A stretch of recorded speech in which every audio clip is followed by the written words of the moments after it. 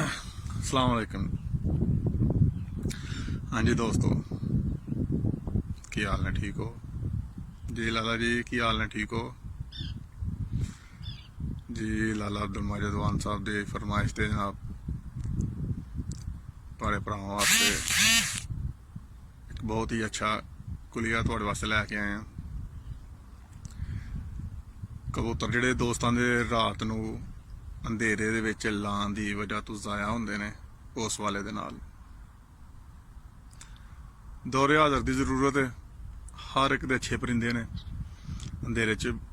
अंधेरे तक उड्डण की सलाहियत रखते हैं। हर एक को अच्छे तो अच्छा परिंदा है। ते हर कोई दोस्त अंधेरे उस्ताद, अच्छे तो अच्छे उस्ताद अंधेरे च लगाने की कोशिश करते हैं। सारी गल अंधेरे बैठते हैं। अजकल गेम अंधेरे की है, तो अच्छे शौकीन भी बेचारे लगाने की कोशिश करते हैं। तो बड़े बड़े अच्छे और बड़े बड़े नामवर कबूतर ज़ाया कर बैठते हैं। हत्ता कि एक सीजन का अच्छा अंधेरे च लग्या परिंदा भी अगले सीजन जो नवा नवा उड़ना शुरू होता, एक दो बारी भटक के सीधा हो जाता है, वो दौरान भी अच्छा परिंदा ज़ाया हो जाता है। तो नवे परिंदे अंधेरे नाल मनूस करने वास्ते भी बहुत से परिंदे ज़ाया हो जाते हैं। नाल बैठ गए ने उड़दे ही डर के अंधेरे तो चिड़ी मारा ने फड़ लिया, चिड़ी मारा की वाफर मुकदार मौजूद है, बिल्ली के किसी के हथ चढ़ गए ने। यानी कि बहुत ही शरा ज्यादा अंधेरे लाने के वजह नाल हो जाती है ज़ाया होने की। ते दोस्तों, अंधेरे च परिंदे नूं तुसां अगर लगाना है, अंधेरे का आदि करना है, तो उहदे लई जरूरी नहीं कि इशा दे वेले दा अंधेरा है या फजर दे वेले दा अंधेरा है।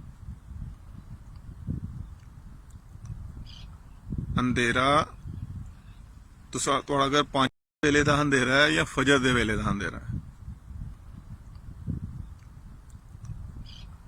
अंधेरा तुसां तुहाड़ा अगर 5 बजे सूरज फुटदा तो 15 मिनट पिछे परिंदियां नूं उड़ाओ कि 15 मिनट वो हल्के हल्के अंधेरे दे विच उड़नगे, नाल ही दिन चढ़ जाएगा, कबूतर अपनी छत आ जाएंगे, ज़ाया नहीं होएगा।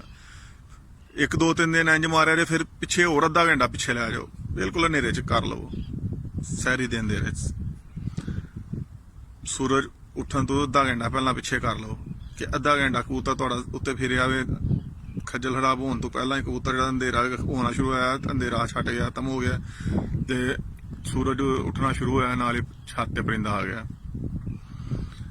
इस तरह ही आहिस्ता आहिस्ता घंटा 2 घंटे पिछे कर लवो, थोड़े कबूतर ज़ाया होने की शरह घट जाएगी, ना होने के बराबर हो जाएगी। मतलब कि अंधेरे तो परिंदा ज़ाया नहीं होएगा इंशाअल्लाह। आहिस्ता आहिस्ता अंधेरे नाल मानूस हो जाएगा परिंदा। तुसीं बेशक मगरब के टाइम जो ना उन्होंने चैक करो, फिर कबूतर आराम के नाल घर बैठनगे, अपनी छत का उन्होंने पता लग जाएगा। आहिस्ता आहिस्ता पिछे 2-3 सहरी तो पहला पिछे 2-3 बजे 12 बजे राती उड़ाओगे, बेशक परिंदे पूरा उड़ के दिने जाके बहनगे।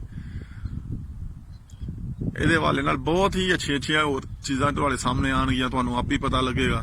जरूरी नहीं हुण सारा कुछ लंबी वीडियो हो जाएगी, मैं तुहानूं सारा कुछ खोल खोल के दसां। बड़े बड़े नामवर उस्ताद जिहड़े ने वो भी ये तो फायदा इंशाअल्लाह लैणगे। अज तो पहला किसी ने कुलिया इस चीज़ नहीं सोची। अल्हम्दुलिल्लाह उस्ताद महरजमान, उस्ताद इकराम पहलवान पार्टी तुहानूं यह कुलिया दे रही है। तो इंशाअल्लाह आने वाले वक्त दे विच लोग इस कुलिया तो फायदा उठाएंगे इंशाअल्लाह। दुआवां च याद रखियो।